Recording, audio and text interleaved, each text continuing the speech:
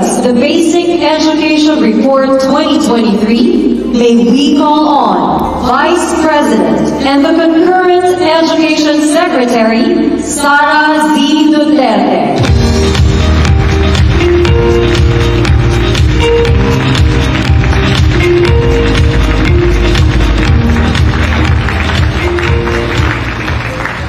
Thank you. Please take your seats. His Excellency Ferdinand Marcos Jr., distinguished guests, ladies and gentlemen, Assalamualaikum, malayaw o maayong adlaw kaninyong tanan, magandang araw sa inyong lahat.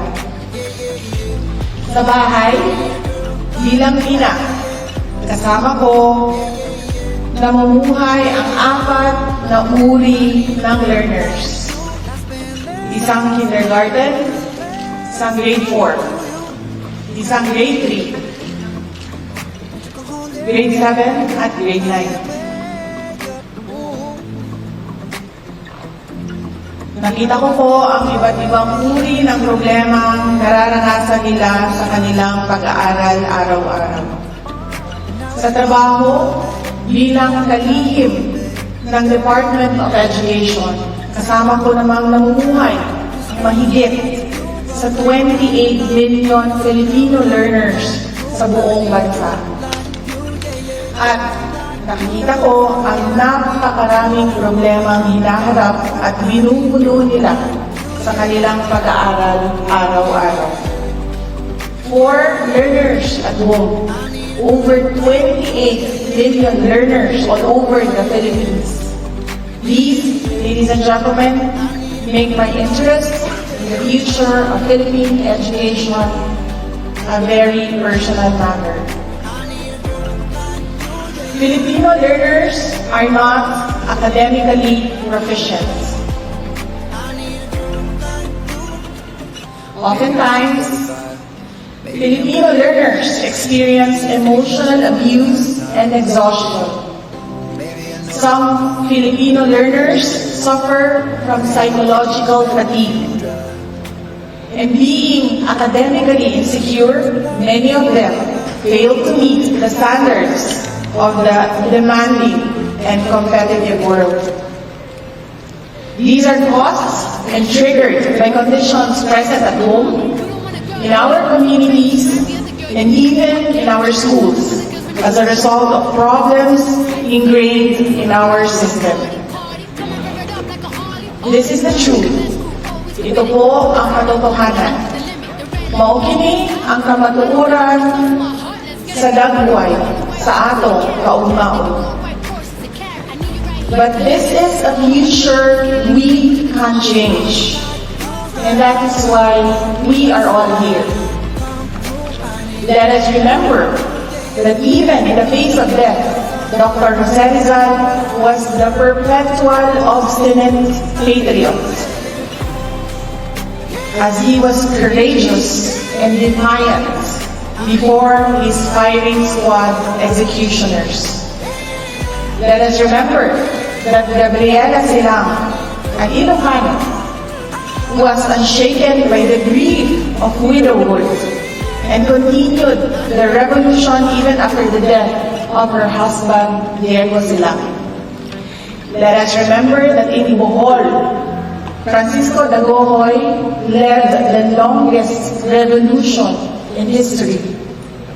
And let us remember that in Mindanao, the successful Moro resistance was fortified by the unity forged between Moro leaders across Mindanao and North Borneo by the great Sultan Kudarat. These are just a handful of Filipinos whose sacrifices changed the course of our history as a people. They are Filipinos who demonstrated the indomitability of our spirit as a people. Our children are children of heroes. They are the descendants of Dr. Jose Rizal, Gabriela Silang, Francisco Dagohoy, and Sultan Kudarat. Our children are bound for greatness. Yes, it is necessary to emphasize that abilities are important to navigate life successfully. But our children must understand that hardships in life are not overcome by the best minds. Hardships in life are overcome by the strongest hearts. Today is an opportunity for us to renew our commitment to our children and their future. Hard work, hard work, hard work. And only if you work the hardest will our children fly, soar, fight, and win. This is the Basic Education Report 2023. The lack of school infrastructure and resources to support the ideal teaching process is the most pressing issue founding the Philippine basic education. The department is not blind to the reality that there is a need to build, repair, and maintain school infrastructure to accommodate the growing number of learners all over the Philippines. Today, there are over 28 million Filipino learners studying in public schools all over the Philippines. Our latest inventory shows we have 327,851 school buildings in the country. Out of these school buildings, only 104,536 are in good condition. Due to various reasons, there are also 100,027 school buildings that need minor repairs, 89,252 require major repairs, and 21,727 are set for condemnation. Our schools are not calamity-proof. Among the significant roadblocks to our education infrastructure program are earthquakes, typhoons, landslides, flooding, and even armed conflicts. In the Visayas alone, a total of 17,263 classrooms damaged by Super Typhoon events are still subject for repair and replacement. Last year in July, I personally visited Clarin National High School in Bohol, and in August, the Triana Elementary School in Limasawa Island in Southern Leyte. The destruction left by Super Typhoon event in these schools were heartbreaking, raising the urgency for an appropriate action and collaboration between DepEds and education stakeholders from the local government units, the private sector, and international partners. In Triana Elementary School, a tent donated by an international aid agency has served as a temporary learning space. We need 9.82 billion for the repair and replacement of damaged classrooms in the Visayas alone. For 2023, the DepEds has allocated a total of 15.6 billion for new construction. Our assessment of the department's procurement practices showed cracks that, if left unresolved, will harm our vision to providing our learners with quality basic education. These procurement practices also illuminated the concern for transparency and accountability. Our assessment showed that the centralized procurement of DepEd has been hounded by delays in the submission of technical specifications, lack of updated guidelines, lack of qualified bidders, and low participation rates of prospective bidders. There were successful bidders who delivered on time, who failed to deliver on time, and worse, there were successful bidders who failed to make deliveries at all.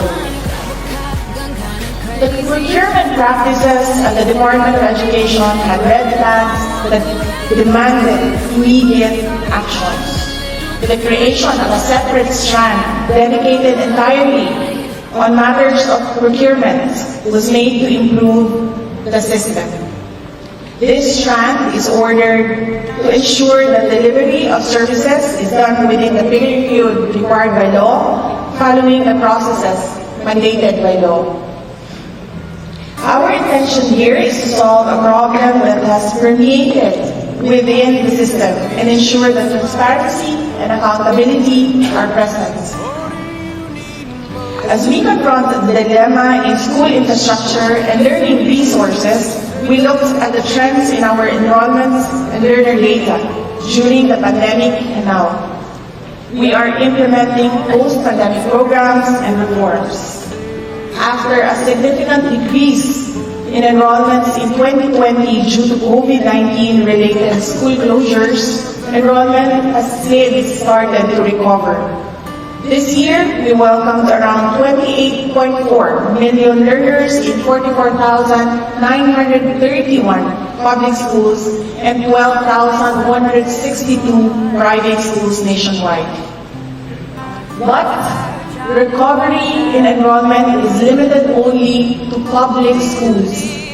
We saw the decline of enrollment figures in private schools and eventually saw some private schools terminating their operations. From 2020 to 2022, more than 1,600 private schools stopped operations. Currently, the Department of Education is responsible for almost 80% of schools nationwide, of which 79% are elementary schools. Evidently, there is a wide disparity between the number of elementary and secondary schools in the country. With such a disparity, inclusivity in education remains to be a concern. Despite gains in bridging gaps, learners from indigenous peoples communities, geographically isolated and disadvantaged areas, Muslim youth, learners with disabilities, and out-of-school youth and adults still require the attention of the community. We need to improve their participation rates in basic education.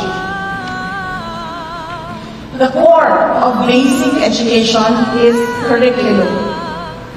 The ongoing review of the K-12 curriculum has revealed that the curriculum content is congested, that some prerequisites of identified learning competencies are missing or misplaced, that a significant number of learning competencies cater to higher cognitive demands.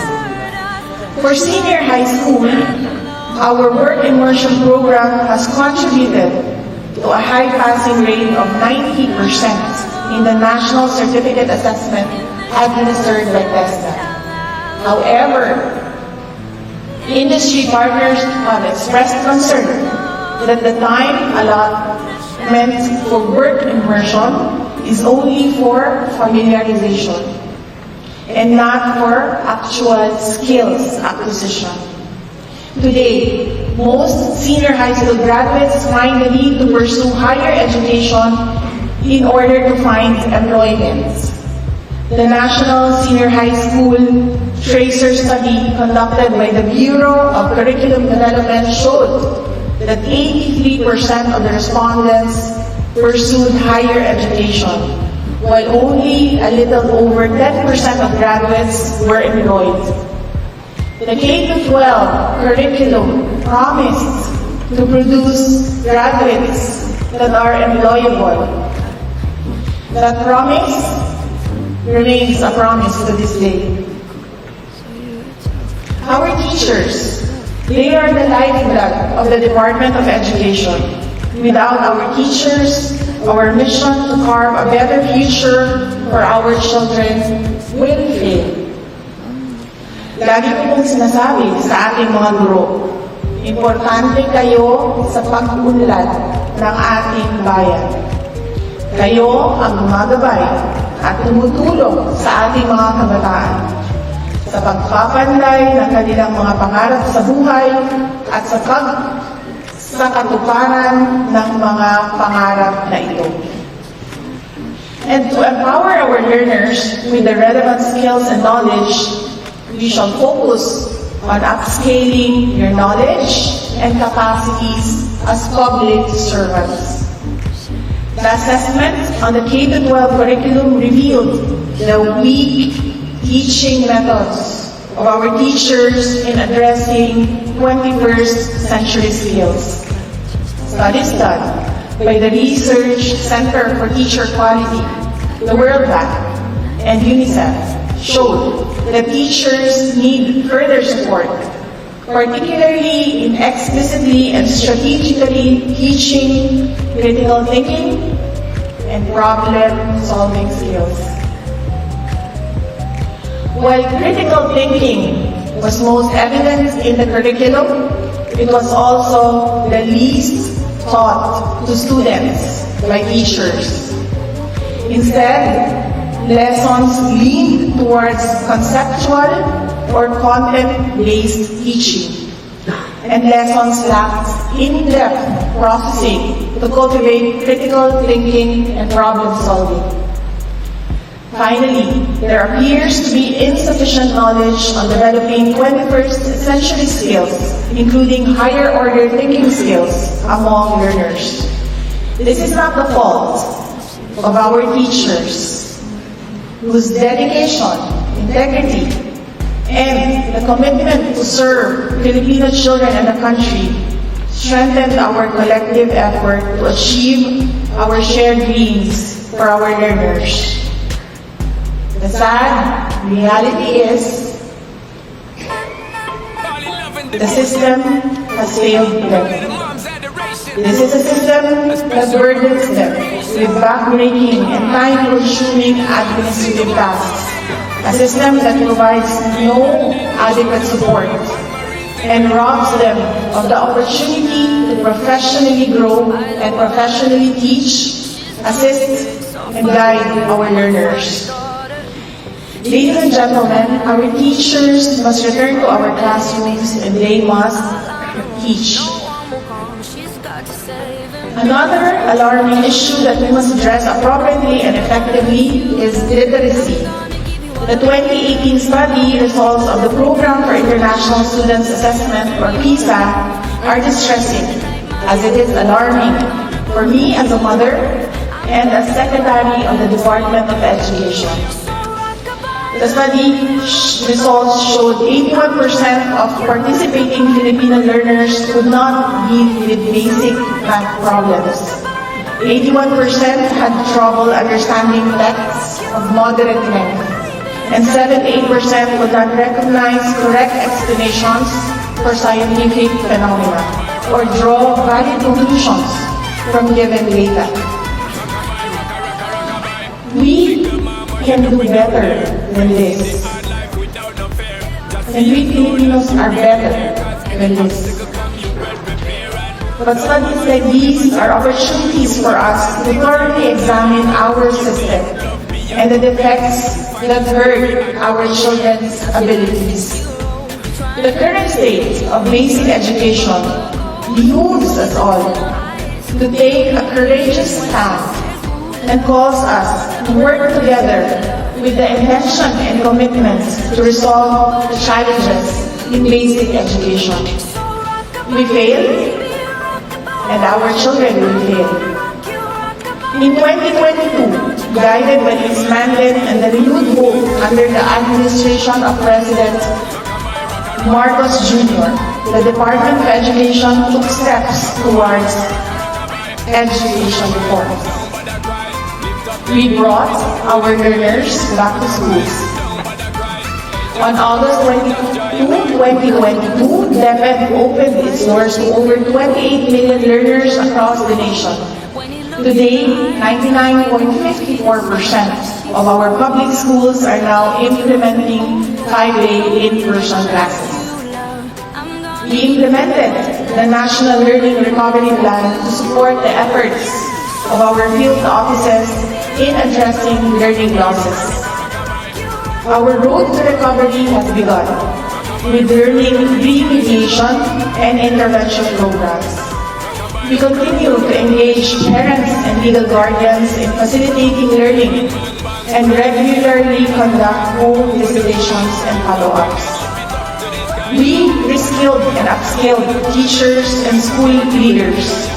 We have provided various capacity development initiatives to 226,367 teachers and school leaders.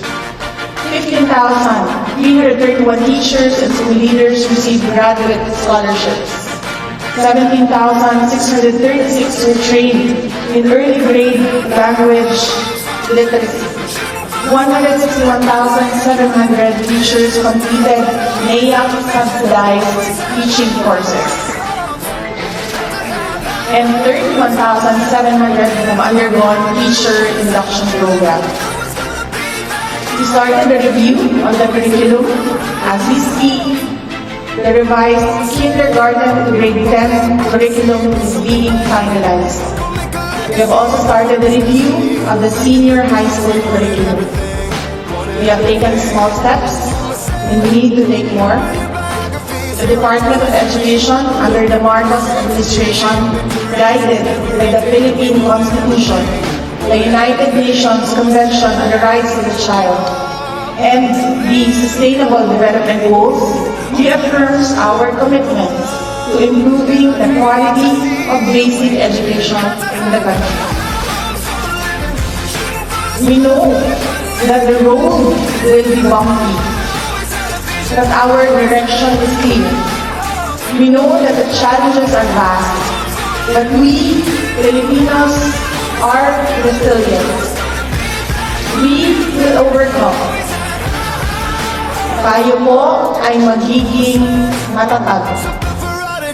Tungo sa isang bansang makabata at batang makabansa. I present to you our education agenda.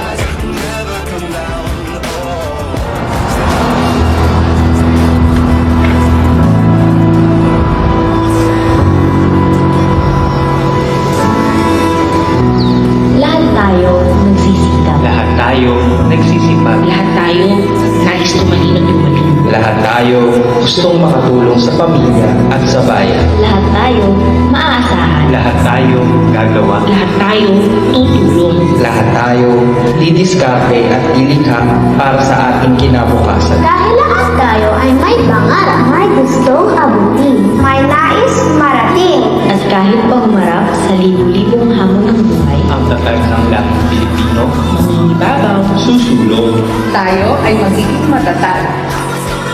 matatag na kurikulum, matatag na paaralan, at agarang serbisyo para sa edukasyon. matatag na programa sa mag-aaral at kabataan, Matatag na suporta para sa mga guro.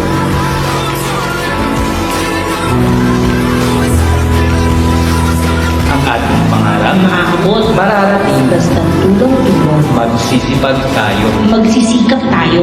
para sa isang bansang makabata. Para sa makabansa. Lahat tayo, Lahat tayo.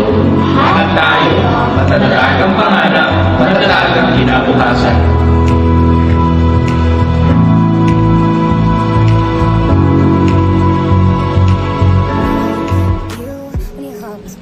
Sa gitna ng hamon sa edukasyon, tayo po ay magiging matatag. First, we will make the curriculum relevant to produce competent, job-ready, active, and responsible citizens. We will revise the K-12 curriculum to make them more responsive to our aspiration as a nation, to develop lifelong learners who are imbued with 21st century skills, discipline, and patriotism. We will reduce the number of learning areas in K-3 from 7 to 5 to focus on foundational skills in literacy and numeracy in early grades, particularly among disadvantaged students. We will strengthen our literacy and numeracy programs. We will revitalize our reading, science and technology, and math programs by utilizing the gains of previous programs. The programs will be benchmarked with local and international best practices, consulted with experts, and will be research or evidence-based. We will improve English proficiency while recognizing linguistic diversity. We will work towards the goal of English language proficiency within the context of a multilingual nation. We will review the implementation of the mother tongue-based multilingual education policy guided by the basic principle that, among others, learners learn when taught in a language that they understand. We will further intensify the values formation of learners in curriculum and teaching, particularly through the good manners and right conduct and values education, in adherence to Republic Act 476. We will embed the culture of peace in our curriculum to develop learners who are peace builders in communities. We will integrate peace competencies such as social awareness, responsibility, care for the environment, value for diversity, self-esteem, positive character, resilience, and human security into the various learning areas of the K-12 curriculum. We will be transparent with curriculum guides. We will share our draft curriculum with interested education stakeholders to help us develop a robust curriculum. We will be transparent about our test scores. We will make our test data available for researchers and analysts to aid us in making evidence-based policy decisions. We will share sample test items with schools and teachers to strengthen the use of assessment to improve the teaching and learning process. We will engage with SHED and TESDA and various industry partners to address the issues of skills mismatch in our senior high school program. And we will need your help to make our graduates employable. We appeal to the industry and to employers to accept our students in work immersions and hire them when they graduate. Secondly, we will take steps to accelerate the delivery of basic education facilities and services. We have recently created the School Infrastructure and Facilities Strand. This strand will be devoted entirely to addressing long-standing issues on educational facilities and infrastructure. We will build more resilient schools and classrooms. For 2023, we have the budget to build around 6,000 classrooms. We commit to closing the remaining gaps in school infrastructure with policies to eliminate corruption and insulate the allocation of school building funds with politicization. We will establish fully functional library hubs in our division offices. We will provide schools with electricity. In the next 5 years, we will work towards providing electricity, especially in our last mile schools. We will provide e-classroom packages for teaching and learning. Each package will consist of 46 laptops, 2 charging cards, 2 wireless routers, and 1 smart TV. This will accelerate the integration of ICT in teaching and learning and institutionalize the blended learning program. We will optimize the use of technology, both online and offline, to ensure that learners have opportunities to learn even in the events of a pandemic or other emergencies.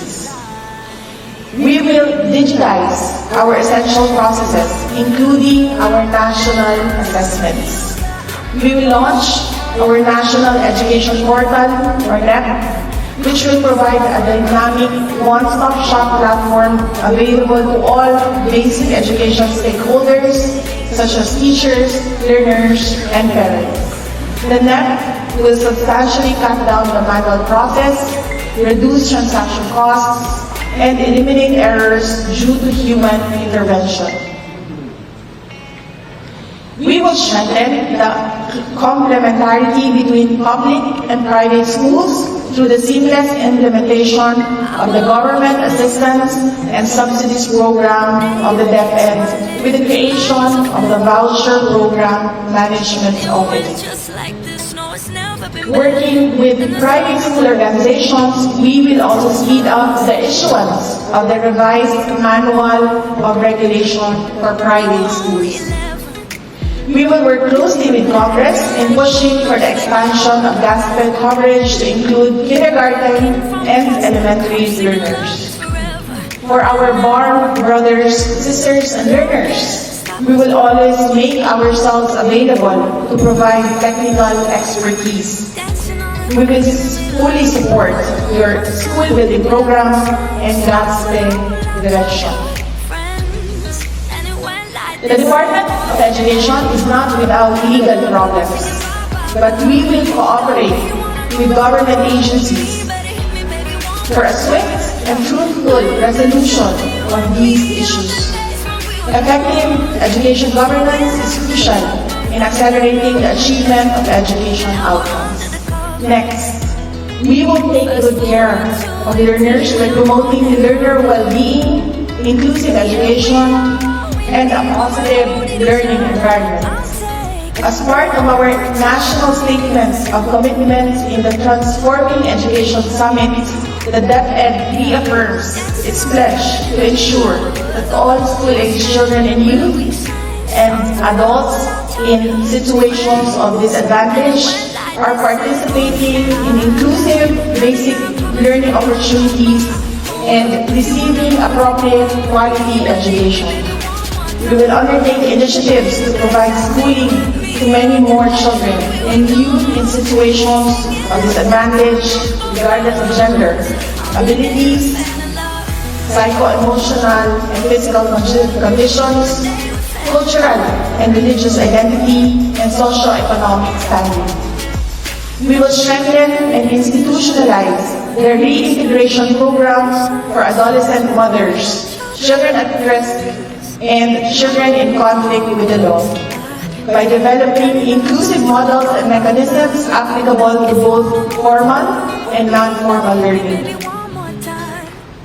We will continue to strengthen the mechanism in safeguarding our learners against all forms of discrimination and dangers.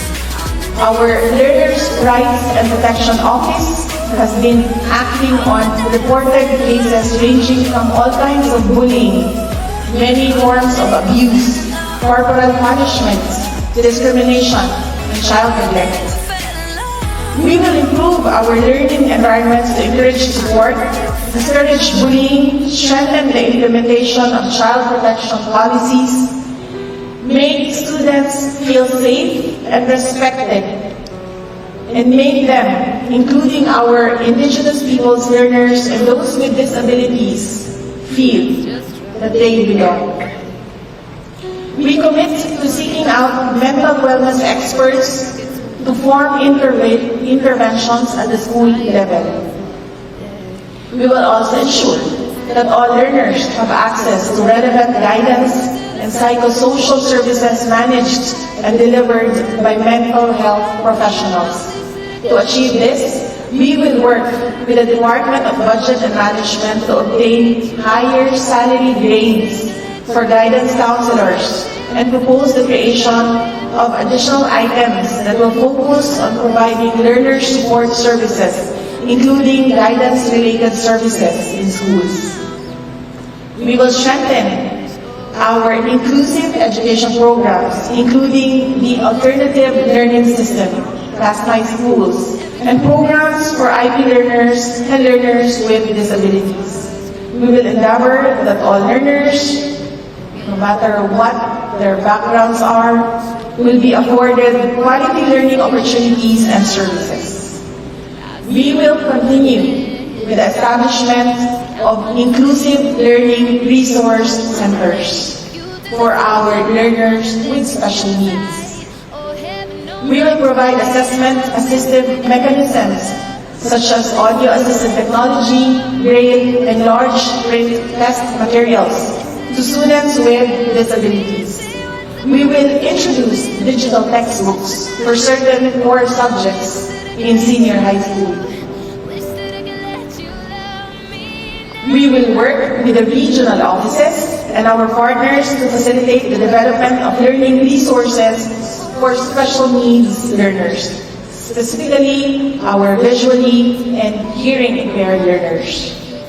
We will work with legislators and local government units through the Literacy Coordinating Council to eradicate illiteracy at the city, municipal, and barangay levels through relevant policy issuances and community literacy program interventions.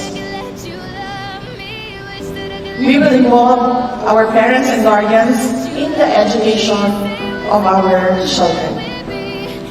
Finally, we will give support to teachers to teach better. Teachers are critical to the success of education. When they are supported, education quality improves.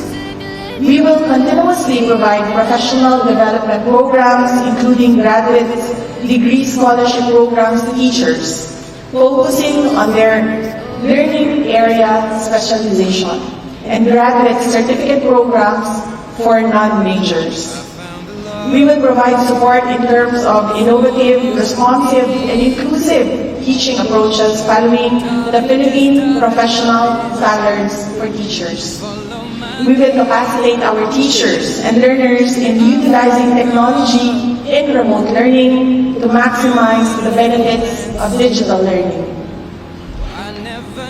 We will provide training and other learning and development interventions for school leaders, namely the school heads, supervisors, superintendents, and assistant superintendents, so that they can better support our teachers to teach better. We will remove non-teaching tasks and provide administrative officers in schools. We will provide adequate manpower complement in schools, manage teachers' workload, and compensate teachers for unique school challenges. We will fast-track the implementation of the career progression policy so teachers get more opportunities for promotion. We will strictly implement the merit selection policy so that human resource recruitment, selection, and appointment to vacant positions in the DepEd are based on key knowledge, skills, attitude, and desired behaviors, and not due to any form of intervention from other government personnel or similar entities outside of the Department of Education. Within the year, we aim to make the new Teacher Education Council and Secretariat fully functional and start working on its mandates, including setting minimum requirements for pre-service teacher education programs in the country. We will continuously advocate for additional benefits for our teachers. We will implement the policy on the distribution of teacher workload and payments of teaching overload as provided in the Magna Carta for public school teachers. We have also requested the Department of Budget and Management to expand the coverage for the grant of special hardship allowance. We will work towards addressing issues affecting the net take-home pay of teachers. We are discussing with the Department of Health for the provision of free annual physical examinations for our teachers. We are also closely coordinating with the GSIS for an improved and superior benefits package for all DepEd personnel. We will resolve issues on teachers' loans, premium remittances, and other benefits. We have committed to meeting at least once a month until these issues are resolved. Lastly, we are looking to provide free legal assistance facility for teachers on matters concerning loan contracts, obligations, and cases. To our teachers, we recognize your zeal, integrity, commitment, and passion. And yes, we also recognize your sacrifices. We thank you for your sacrifices. Maraming salamat po sa inyong dedikasyon. Hindi po namin kayo papabayaan.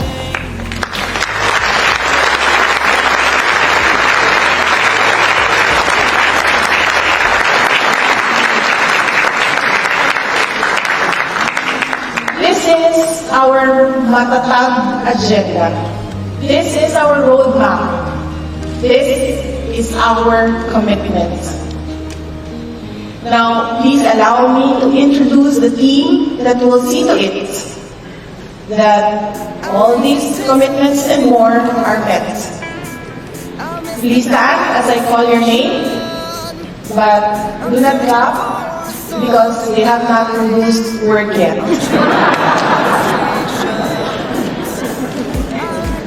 After 6 years, we will all gather here together and clap for them. Curriculum and Teaching Strand, Undersecretary Gina Gono. Assistant Secretary Alma Rubitorio. Assistant Secretary G.H. Ambat. Please remain standing. Human Resource and Organizational Development Strand, Undersecretary Gloria Umami Mercado.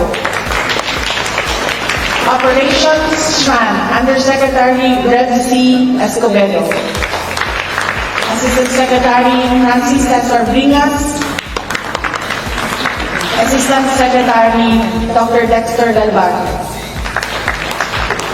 School Infrastructure and Facilities Strand, or we call him the classroom czar inside the DepEd. Undersecretary Abimaco Lensing III. Legal and Legislative Affairs Strand, Undersecretary Jose Arturo de Castro.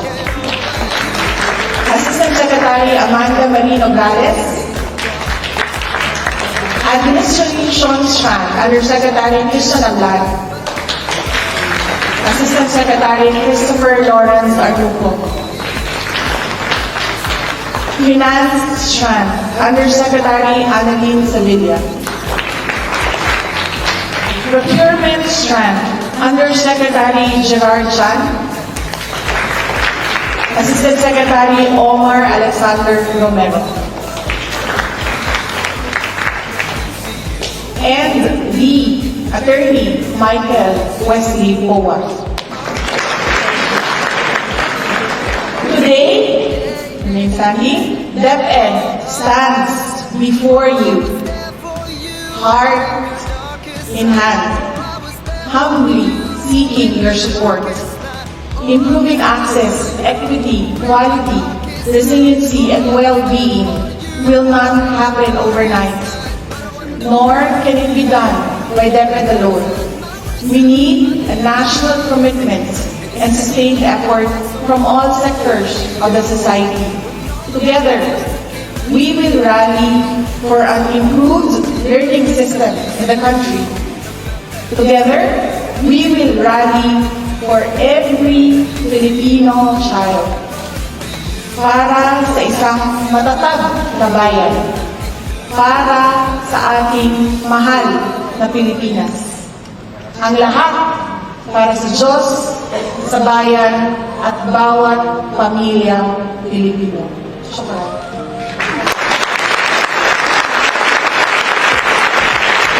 Thank you, ma'am.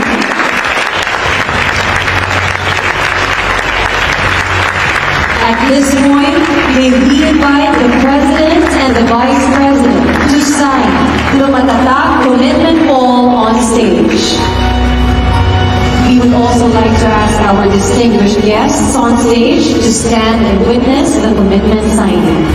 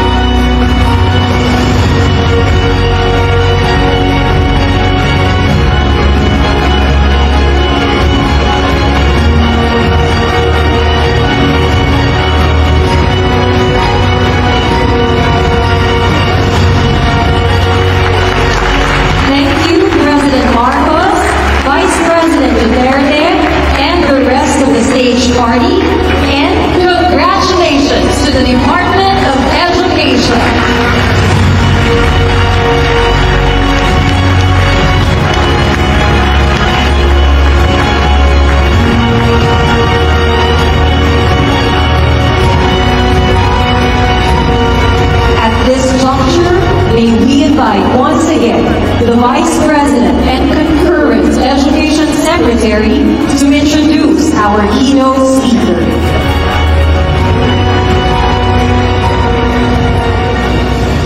May I request everyone to please rise. Ladies and gentlemen, the President of the Republic of the Philippines, His Excellency Ferdinand Marcos Jr.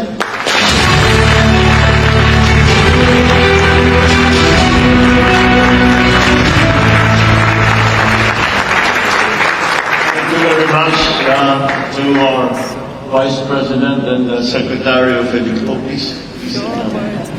Secretary of Education, and we thank you very much for that most thorough and insightful report.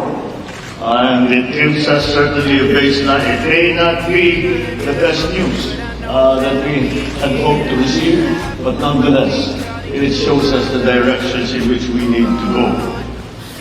Senate President Ming Subiri, the other members of the Senate who are here today, the Excellencies of the Diplomatic Corps, members of the Cabinet, the Chair of the Senate Committee on Basic Education, Senator Sherwin Gatchalian, Pasay City Mayor Imelda Calixto Rubiano, Basic Education and Culture Chairman Congressman Roman Romulo, and the other members of the House of Representatives, my fellow workers in government, ladies and gentlemen, good afternoon. It is an honor to join you today for the first part of the Basic Education Report. And it is particularly important, as we were noting during this, whilst the Vice President was speaking, that this has been the first conference of this kind for many, many years. And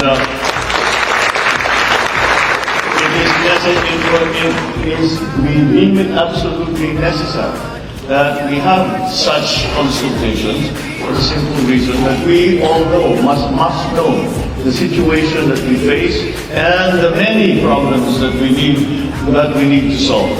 And only again by working together can we get that job done. But at least the Department of Education, the Secretary in Daisala, our Vice President, has provided us with this starting point. And it is now up to us to take that starting point and go from that starting point and to all the programs that we hope to implement in the very near future for our children.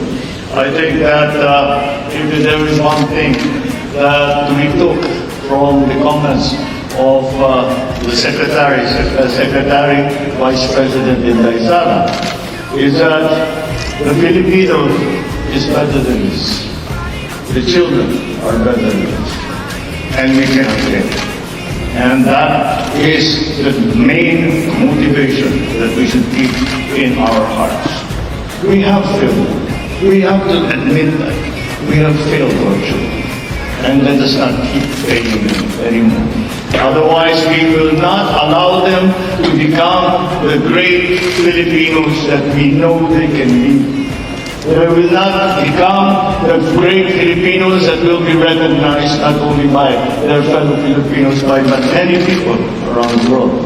And thus, it once again reminds us that education is the most valuable service that the government can give to its citizens. If there is nothing else, after preservation of life and limb, education comes next. And with that, with a well-trained officer, with a well-trained and highly experienced workforce, then everything follows. The Philippines will succeed. So we in the administration recognize the challenges and issues facing our education sector, all of which must be confronted with an open mind and compassion for those who might have fallen behind over the past few years.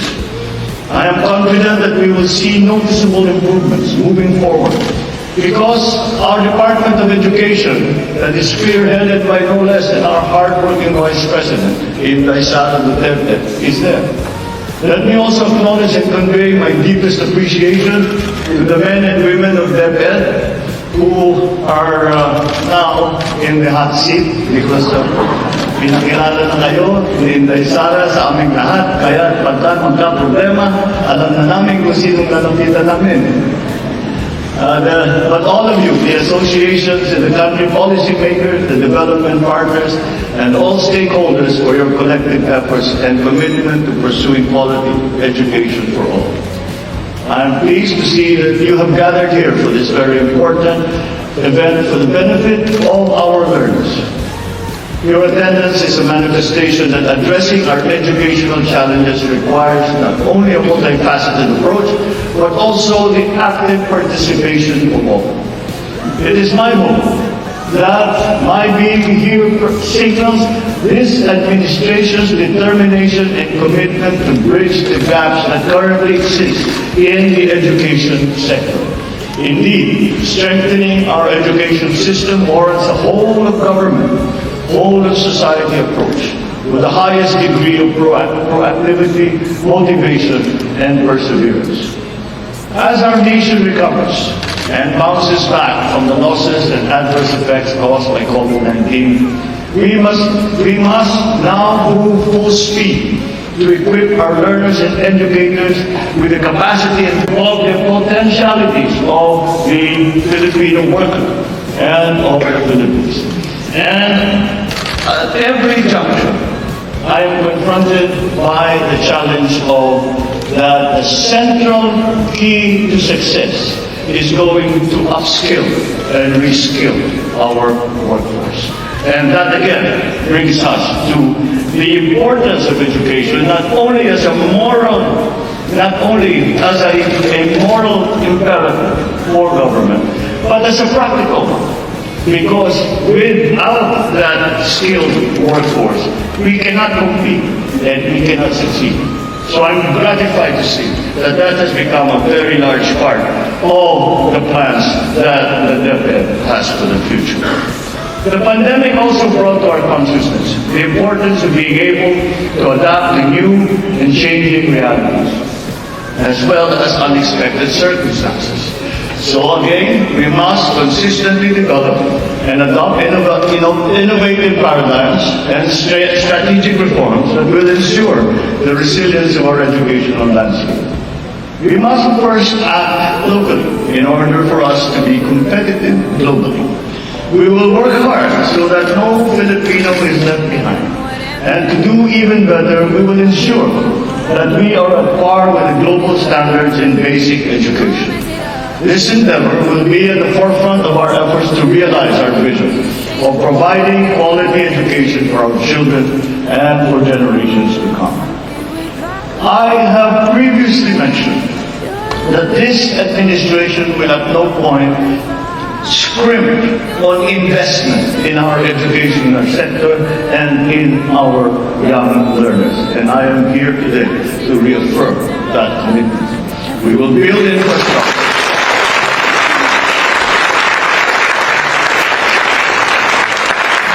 Infrastructure that will provide our learners, teachers, and the entire academic sector with a healthy and safe environment that is conducive to learning.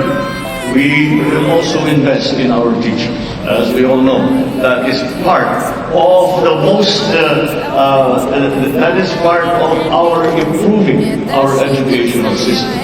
If you saw the Senate President and myself talking earlier, we are already planning on how we get the school building program off the ground so that these deficiencies that we saw in the report will somehow be mitigated.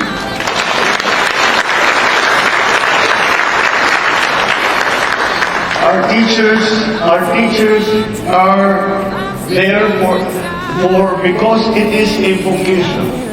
Teachers do not become teachers because it is their job. Teachers do not become teachers because they want to become rich. Teachers become teachers because they have it. It is a vocation, and it is up to us to support them in that effort because if they feel the need to educate young people. And we are blessed that we have such teachers, and we should hold them hold them close, and do all we can to support them so that they can do to the best of their ability what they have pledged to do. So we invest in our teachers. We will offer them multiple opportunities that meet both their personal and professional needs. We will offer them the support they need in terms of resources, in terms of programs and policies, so that they can effectively perform the roles as teachers and mentors of our children. It is my firm belief that quality teachers yield hardworking, productive, and law-abiding citizens. We will also invest in our learners by giving them the right tools and mechanisms that they need in their day-to-day schooling. Let us take advantage of the new technologies and innovations that will provide them convenience and efficiency in their pursuit of learning. Aside from advancing their academic competencies, it is also imperative that we hone them to become productive and responsible members of our society. Let us embrace the DepEd's theme and define what it is. Bansang makabata, batang makabansa. In that way, we can produce young citizens who are not only productive, but also harbor genuine love and passion for our country. That is why I have always been consistent in expressing my full support to the DepEd's plans to take critical, bold, yet sustainable action that will improve our country's educational sector and address learning challenges. It is something that I have been espousing throughout my entire professional career. And at every position that I have ever held, the very first action I ever took was always to find a way to help our teachers. I know the conditions that they have to work in. I know the difficulties that they have to face, and yet they come to school and look after our children. That is a blessing. So I stand behind you as we come up with a long-term vision and forward-thinking solution that will benefit our children. I would like to emphasize, however, that government is not able to execute this task alone. As I said earlier, strengthening our education system warrants the support of each one of us that are present here today. All of us have roles to play. We have parts to contribute. And so, let me issue a challenge to you all to become active key players in this effort. Let us join hands and act in unison as we build the best education system that the Philippines has ever seen. We owe it to our children to prioritize their well-being and give them the highest possible quality of education so they may become the innovators and the leaders of tomorrow, not only of the Philippines but of the world. With our united efforts, I am confident that we will succeed and bring forth a better, brighter, more prosperous future for our children. Maraming salamat po sa inyo.